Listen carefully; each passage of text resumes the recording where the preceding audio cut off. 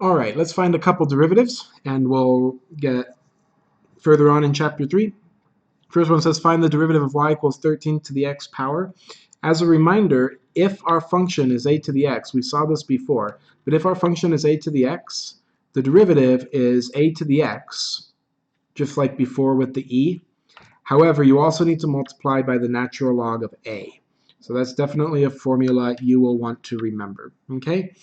So that means if the function is y equals 13 to the x, that means that the derivative dy dx, or y prime, is equal to 13 to the x times the natural log of 13. And you're done. Let's do the next one. We have x to the third times 1.4x.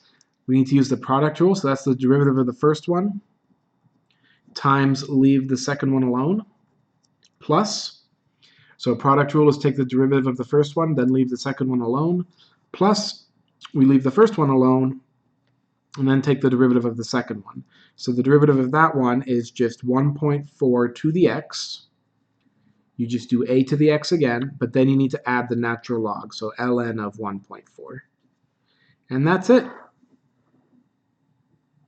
So we did the product rule, derivative of the first one times the second, plus the first one times the derivative, excuse me, times the derivative of the second.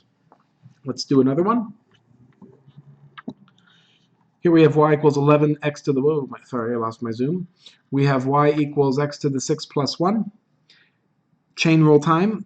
It's going to be dy dx equals, now, we need to take the derivative of the outside. That's 11x to the 6 plus 1 times ln 11. This ln 11 is part of the derivative of the outside. The derivative of something to a power, something base to a power with a variable is going to be ln x to the da-da-da, natural log of 11. That's all part of the outside derivative.